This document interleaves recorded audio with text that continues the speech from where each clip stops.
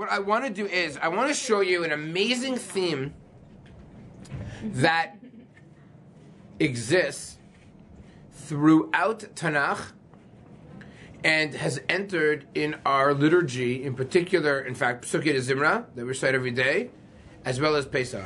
So I'm going to try and connect Pesach to, which is nice because it's warm, hopefully, and to the Shira, which is obviously Sukie Zimra. If you can appreciate what is really going on, I think it's going to enhance our understanding of tefillah of prayer. So let's begin. I actually want to begin with source 5.5, which disappeared. Somehow when I redid the pages, I lost it. But it's actually the Shira of this week's Parsha. Everyone see it? It's right there on the first page. So here we go. It says, Az Yashir Moshe B'nai Yisrael Es HaShira Zos L'Hashem Vayamru Lemor. So in the aftermath of the Shira, B'nai Yisrael begin to sing the song, right? Et HaShira Hazos, this song. And what is it? Ashira L'Hashem Tigoga. I'm going to sing, I'm going to praise God, right? He is exalted, Sus V'Rachvo Ramavayam. A horse. And his chariot literally plummeted into the sea. Fine. We're familiar with the text. Let's continue to get to what I want to highlight. Here we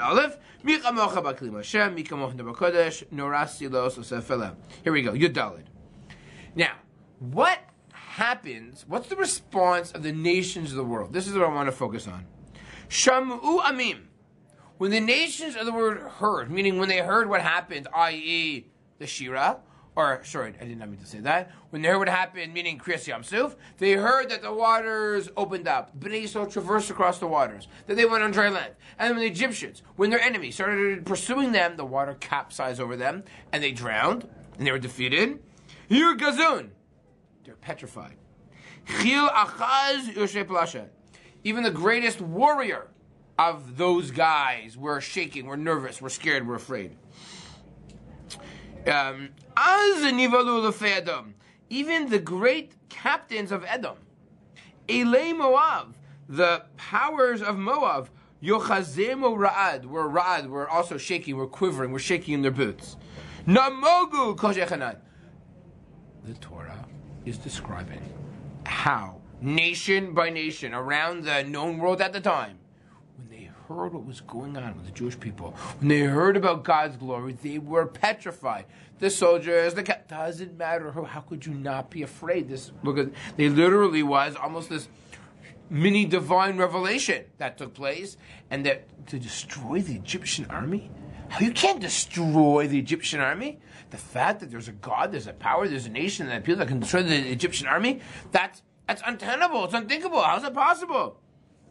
Continues. Right? Literally, they were trembling. Ema, pachad, bigdol zeroacha yidmu ka'aven. Ad ya'avor amcha Hashem, ad ya'avor mzu kanisana. Now, what is this ad ya'avor referring to? Until we pass, right? God's nation. Now, what do they pass through? They pass through the Yamsuf. Now, there's also something very important, because their goal isn't just to traverse the waters of Yamsuf. Where are they supposed to Ya'avor? Where are they supposed to cross into? That's the next pasuk. Tivi emo v'tita emo bahar nachalascha. Eventually, this is part of the Shira. I mean, this is the plan. The Jewish people knew the plan. The plan was not to remain in the desert. The plan was to go to Eretz Yisrael. So, Tivi emo v'sita emo. We want to plant ourselves. We want to find ourselves in bahar nachalascha. Machon neshivtacha. Your machon, your dwelling, right? Pa'at Hashem mikdash Hashem kananu yadecha. There's a sanctuary. There's a mikdash. Hashem yiloch l'olam v'oed.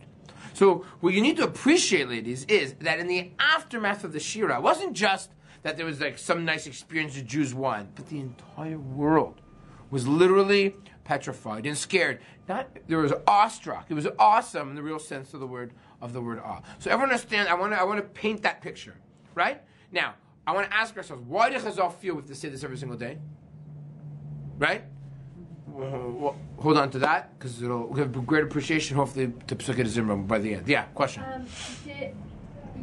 Like everyone around the world knew what was happening then, but they did they know that like the Israel were like singing and happy and going while they were going through? Is that a thing also, or they just knew about the actual miracle?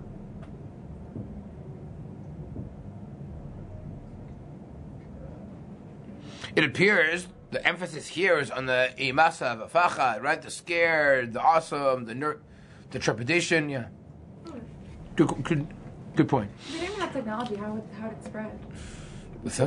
You need technology to spread. So the truth is, you have to. No, I'm saying like, how did everyone know? Right. I realize that. The Medrash about Chris Yamsov that all the water split. Yeah, but still, you don't know like why. So I believe that's what the Midrash is trying to say. What's it? Remember what the rule about Midrashim, ladies. Don't take them literally. Take them seriously. What's the Midrash trying to say that all the water split? It's trying to say that the impact of Chris Yamsuf was everywhere. I don't know if all the water split everywhere. I'm not sure. What I can tell you is, it's trying to say that everyone knew about the event. It impacted them, right? Their bathtubs were affected. What does it mean? It means that they were all impacted. They all knew about it.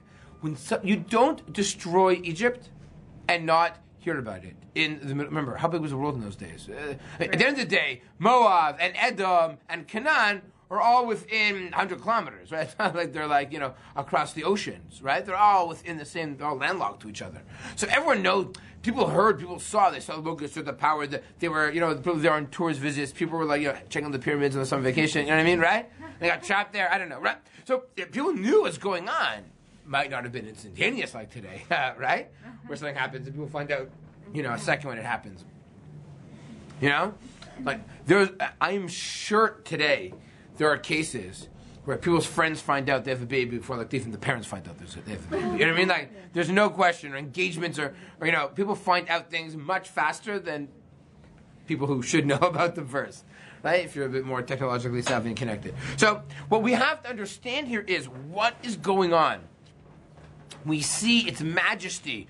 We see the power. We see the might. We see the trepidation, and we have the plan. This is just the beginning of Ad Ya'avor, right?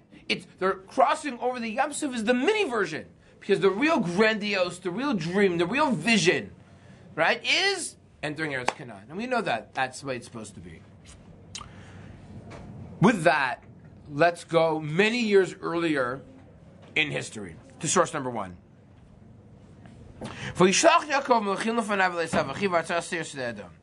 What is the first encounter with Yaakov and Esav? This is already after the whole running away, chasing, dying, he wants to kill him. This is after. This is Parsha Vayishlach. So, they meet up. And we all know what happens. There's this nervousness. Yaakov was very worried. He's going to encounter his brother. Last time they met, he basically wanted to kill him. So therefore, Yaakov had to run away. What is this meeting going to look like? Yaakov is nervous. We all know. He sends him presents. He tries to appease him. Right? Source number, I'm skipping 2, I'm going right to 3. Here is what happens. Here's the encounter. Esav turns to Yaakov and says, what's all these things that you sent me? He says, wait a minute, I said it's to find favor in your eyes, my master. Esav, yesh li rav. He's not trying to say he has a posek. I have a rav, right? I have enough, right? I'm sufficient. Yesh li rav achi. Yehilacha asher lach. Keep it. I don't need it. I have Rav. Remember Yaakov. Al na im nama seschem beinecha kachti min chasim yadi ki al kain ra'isi fanecha kiros pnei elokim v'tertzeni. Right. Yaakov speaks to Esav in a very humble way. Favor in your eyes. Please take my gifts. I see your face. Reminds you of the face of God, and it is deserving. Right. Kach na berchasi. Right, this is a very important line, because Yaakov took the bracha, and now he's going to say to Esav, take the bracha back. Right, it's a famous line. Yaakov says, I have kol. Esav says, yesh li rav. That's the difference in the personality. I have enough. Can always use more. Whereas Yaakov is very sufficient with what he has. Yesh li kol. Fine. Here we go. This is what we're interested in. V'yomer, nis'a v'neilecha ve'elcha lenegdecha. Esav turns to his brother and says, Jacob, my twin cute brother, let's travel together. Let's go together. Come on, negdecha. We'll go in tandem. Look at Yaakov's response. Yaakov's like, listen, You're a big, strong, buff guy. Me, I got my kids with me. Hatzan, Bakar, Alos, Allah, Vakum Yomecha, V'Mesa. If I move this, everyone along, they're all going to die. I got a lot of sheep, I got flocks, I got kids. We don't move very quickly. It sounds like when you guys go on vacation, the whole family vacation, like you're not moving quickly, right? Just know that.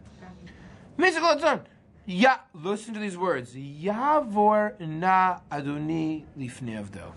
Please, pass before me. Remember that word Yavor. Don't forget the word Yavor.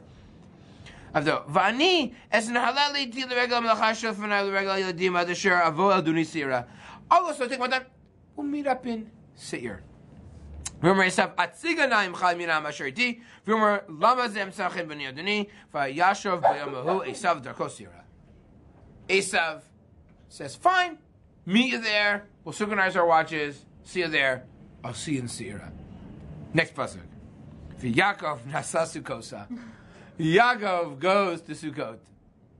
Vayiven labayit. Fine. He's not going to Seira. The story ends. Vayakom vayala lahu. V'yikach es shnei nashav v'es sheish chosav v'es echad asoy ladav v'yavor es mabar yabok. He crosses over the Nahar Yabok. Yikachem v'yavrem el es hanacha v'yaver es ashalot. He brings everything over. Again, we see this very important word Yavor, Yavor, Yavor over and over and over again. Okay, interesting. When Bnei Yisrael leave Mitzrayim, we just read this 2 days ago in Shul. In source 4, what do we read about? What's the first place Bnei Yisrael go to after Ramses? Sukkos. Not by coincidence. It is the first place that Yaakov goes to. That's identified really by place is also Sukkos when he leaves. I've spoken about this many times before. Yaakov leaving his servitude gets chased by somebody who wants to meet up with him and perhaps kill him is very similar to the Bnei Yisrael's experience, leaving their servitude and having someone else want to chase up and kill them, and they have this encounter by the water.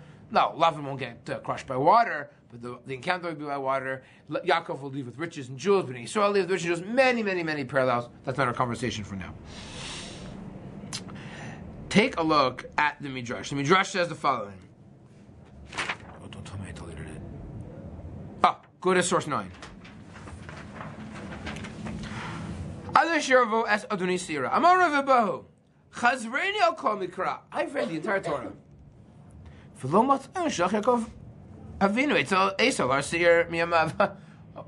Yaakov says he's meeting Esav in Seir, but I've read Chumash. He doesn't go.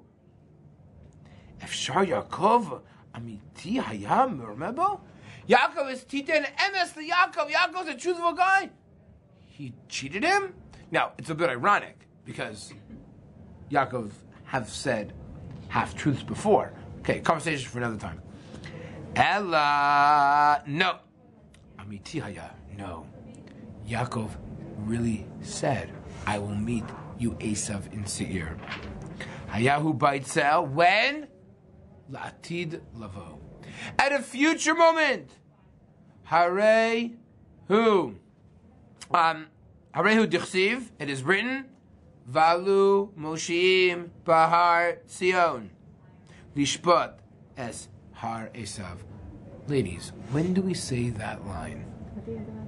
At the end of Azishir. Why do we stick in a pasuk from Ovadia? What, Chumash isn't good enough? Shmos isn't good enough. Shmos doesn't do it. We need to bring a pasuk in from Ovadia. Why? What's going on here? Okay, first of all, this pasuk in Ovadia is saying, it's talking about the future. There will come a time in the future where we will meet up with Esav in Har Seir. Right? There'll be some time eschatological moment, right? In some future. Achris Hayamim. There'll be something going on in Har Seir and we'll meet there. Well, that's what the Midrash is saying, right? Forget about dealing with the Pshat in terms of the Psukim and how good Yaakov saying that's. Well, I want to understand what's the message here. That's what I'm interested in. So here we go. First snapshot we see of Esav and Yaakov. They have this encounter with Edom. Is Esav scared? no trepidation. They meet up, they have an encounter. There's Yavor encounter. And then they're supposed to meet up in Seirah. Says the Midrash, that's for one day in the future. Next time we meet Edom, we see that there's sense of trepidation like the nations of the world by the Shira. Great. The next time we meet Edom is a completely different story. The next time we encounter Edom is source. That's the Midrash in 7. Here we go. Vayishlach Moshe Malachim. Let's fast forward in time. Where are we in source 7? Where are we from a chronological perspective? The end of Parshat Chukas. This is year 40. Year 40. The 40 years in the desert are coming to a close. Bnei Israel have now moved up and are now across from the Jordan, not far. They're in what's called Transjordan. They're in modern-day Jordan. Right? That's where they are located. They're in a little bit south. They are encountering nations as they're heading north, because they enter Israel in the middle, right? By Yericho, right? Which is the middle. So they came down here, our parshas, and they're going to come up a little bit, head across. So in this area, for you it would be like this area, right? That's where they're located. And what happens there? Moshe sends messengers to the king of Edom, and he says, listen, do you know what happened? Hey, king of Edom, you know the history of the Jewish people. You read the textbooks. Everyone's speaking about it. Our forefathers went down to Egypt. Sounds like the Haggadah, no? We have gone through this miraculous history, Mr. King Edom. We are on the verge of entering into the promised land. We are here. We are about to enter. Please, let us go through your country. What does the king of Edom say? Oh, sorry. Never Atzechar. There's the Avor. Remember the Avor? Ad Yavor. Let us go through your country. We're not going to stomp through your fields, right? We're not going to go through your vineyards. We're not even going to drink your water. By the way, Meve'er is very valuable. You know why? Because when you drink it, it doesn't replenish itself. So Meve'er, we're not going to take your Meve'er. We'll go Derech HaMelech. We'll go through the highway. We'll walk across the 401. Or maybe we'll take the 407, right? We're not going to go right. We're not going to go left. We're not going to go in your vineyards. Highway only. Ad asher na'avor until we pass over your border. Vayomer melav Edom lo sa'avor bi. You're not crossing over. You're not coming into my territory. Pen b'cherev eitzeli krasecha. I will meet you with a sword. Ladies, what happened? What happened to Az Nivalu Elofei Edom? What happened to the panic, the awe, the trembling of Edom? 40 years later, there's no longer panic. There's no longer trepidation. There's no longer awe. They're not in amazement of God or the Jewish people. The king of Edom's like, I can take him on. 40 years later, unfortunately, all the hopes and all the promises, they didn't come to fruition. They didn't materialize. People were able and willing to stand up to God and God's people. What went wrong? So, what went wrong? Flip to source 6. The Malbim. Says the Malbim.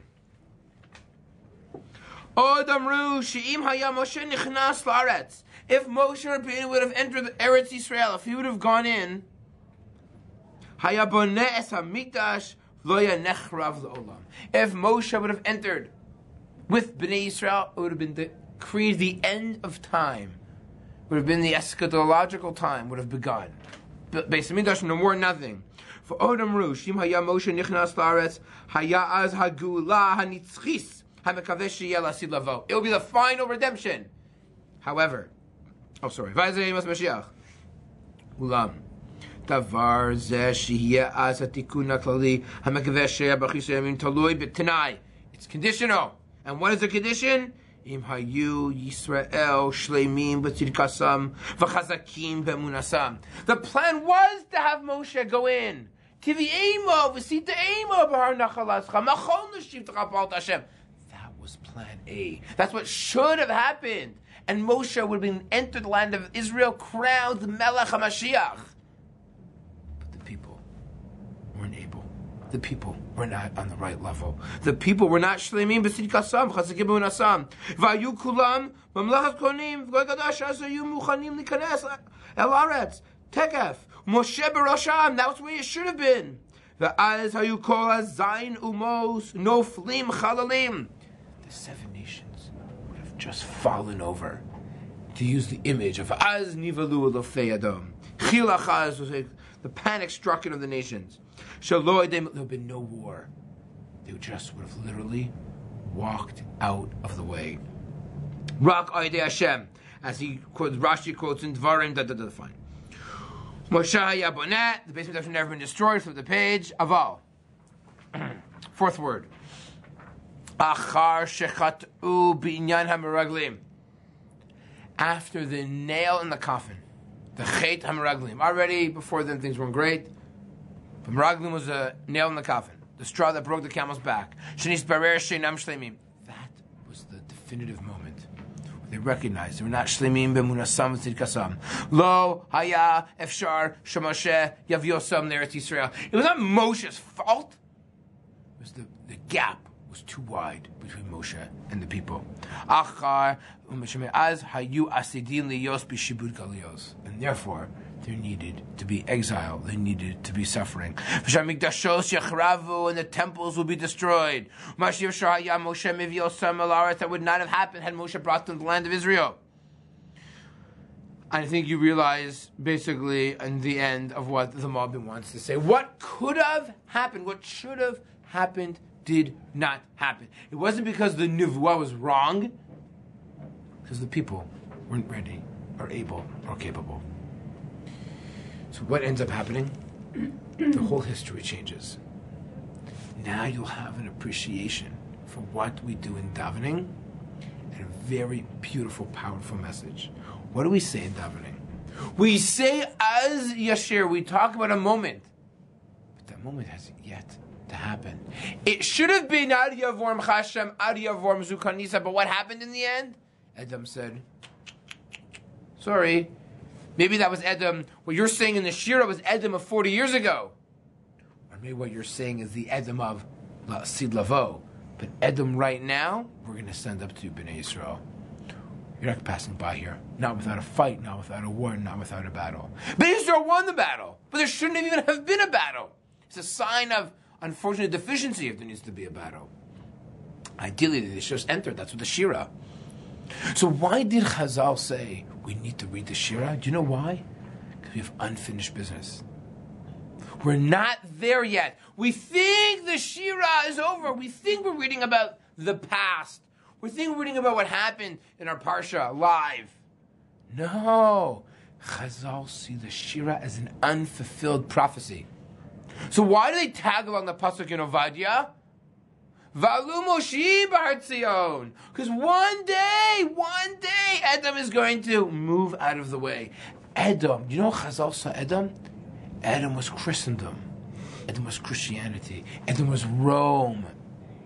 Edom was that world that caused so much suffering to Klal Yisrael. That's how Chazal viewed Edom. They viewed now, what is this Galus called now? It's called Galus Edom. Right? This was the worst exile. Right? It was the Galus of the most powerful one. And they see it as but that's only temporary. It's an amazing thing. They see 2,000 years, and they see even more than 2,000 years in the Moshe Rabbeinu as this unfulfilled prophecy. But it's going to happen. There'll be a time, as Nivalu Fe'adam, when it's going to happen in the future. In the future, Yaakov and Esav will meet up. In the future, they're going to walk out of the way, and we're going to be able to walk right in. Right? That's why when Allenby gave the keys of the city of Yerushalayim, right, to Jews, it was a very powerful message that when non-Jews were willing to give up Palestine or Israel without a war, without a fight, hand it over to them, it was almost seen as if, whoa, you're giving to us the land back? That's like a messianic type of a vision. That's like a hope and a promise only Lasid Lavo. thought we'd have to fight for our land. That's what ended up happening in times of Yeshua. But it shouldn't have been that way. There's one more thing that I discovered just a few years ago. And this is beautiful.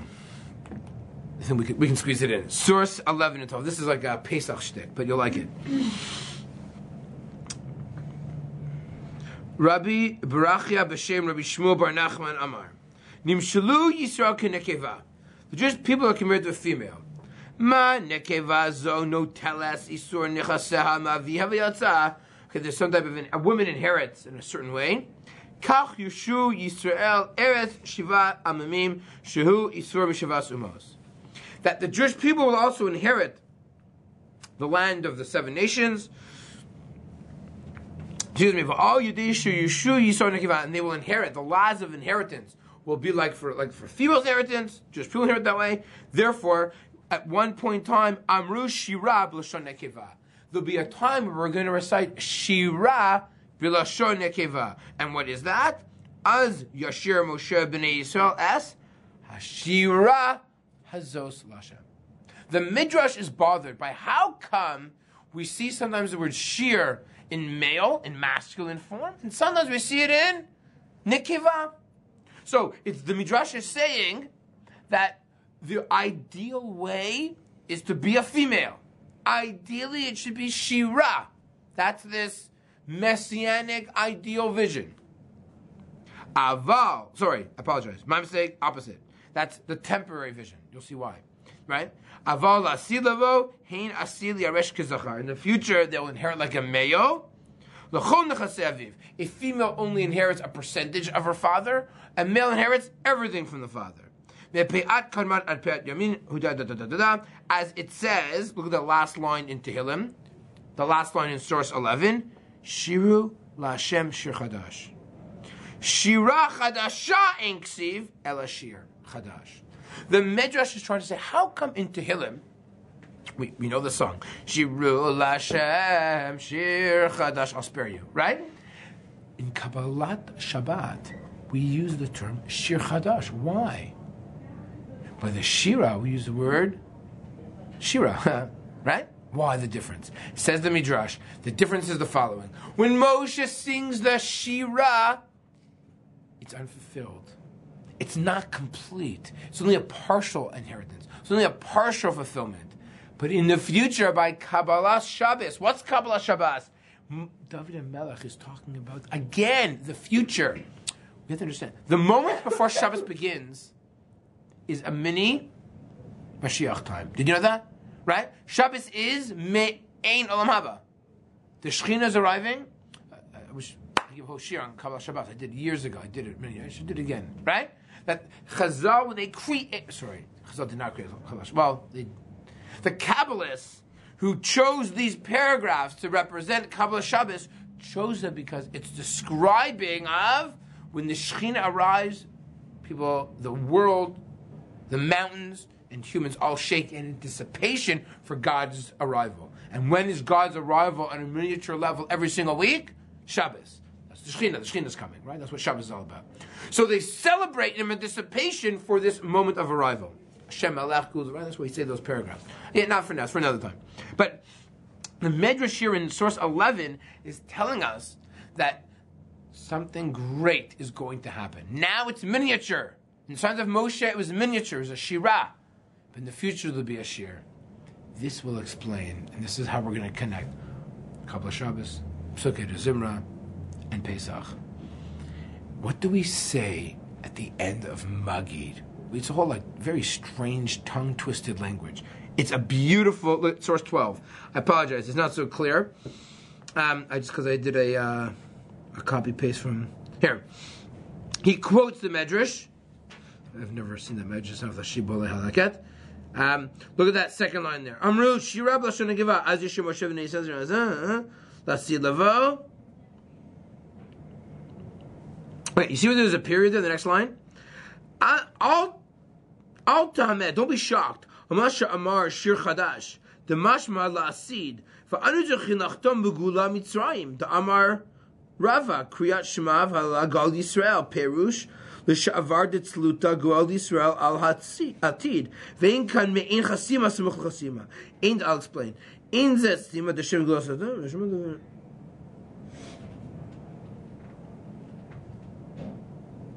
All right, I wanted to show you. What do we say at the end of? What do we say at the end of Haggadah? Let's go. What do we say? Here we go. At the end of Magi, what do we say? We say we pick up the cup, and we say.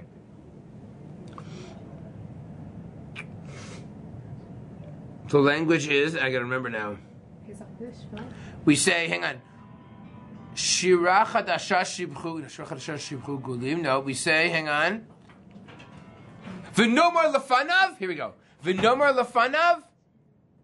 Shira chadasha. Right? Right? We say a shir al produce nafshenu. So the Shibbolei Haleket is saying, why do we switch from shir to shira?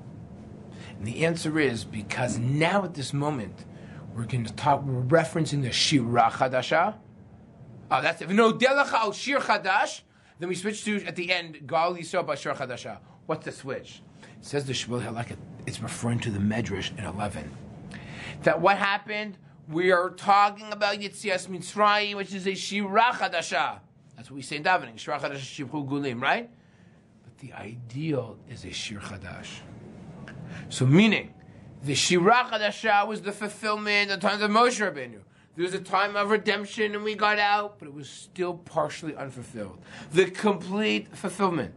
The ideal will be the masculine version of Shir Chadash. We're not there yet. That's in the future. And so, what is going on in davening? What is going on in Kabbalah Shabbos? What's going on at the Seder? At the Seder, we're recognizing that we're in the moment of Yetziat Mitzrayim. That's a Shira Chadasha. We hope to one day get to Shir Chadash, which is why we say V'nodeh lecha Shir Chadash, and we end with V'nodeh lecha Shira Chadash. Right? That's why we switch back and forth. We yearn for the ideal shir, the ideal song, the ideal vision, the ideal music. We're in the moment right now of the female version, so to speak. We're in the same time period as Yetzias Mitzrayim. And what do we do at Kabbalah Shabbos? Why do they specifically choose the Perek of Tehillim that says Shiru Lashem Shir Chadash? Why isn't Shira Chadash? The answer is David Melch is talking about a time that is unfulfilled, that is yet to come. It is in that future. Now we underappreciate why did Chazal, as we said before, why did Chazal choose the pasuk from Avadia? Again, it took a text that we're all familiar with, that somehow there was something missing, and it ended with a sense of yearning by the end of Sukie to Zimra, which is going through God's majesty, which is going through the world of God, to get to lead to a time there's Yishtabach Shimcha Befika. We're not there yet, right? We're not there where the whole world is not yet singing Yishtabach Shimcha Lad Malkeinu. It's a future Yishtabach. They will, right? They will. Yishtabach Shimcha Lad Malkeinu. The whole world will sing Yishtabach. The whole world will sing Pesukei Zimra. We are not there yet. We still need to we need to arrive at the moment of Lumoshim B'Har Tzion. We're arriving at this future, which hopefully one day it will come very soon. So when we talk about, I think, the importance of the Shira, we have to also remember there's something missing. There's still that unfulfilled moment that we yet to attain. And remember the Malbim said it's not because of Moshe's deficiency. And of course it's not God's deficiency, but it's up to the Jewish people. The history is in our hands. It's our responsibility. We can get there. We can make that difference. We can bring the ultimate redemption if we are shlemim b'emunatam, if we are truly and wholeheartedly fulfilled, complete in our emunah of God. Then one day, hopefully, the unfulfilled prophecies will one day become completely fulfilled, and the Geula of Mitzrayim, which was good and which was almost there, the rest hopefully will come swiftly in our days. Today's Lunch and Learn is actually dedicated in memory of Gershon ben Yosef, whose yahrzeit is today.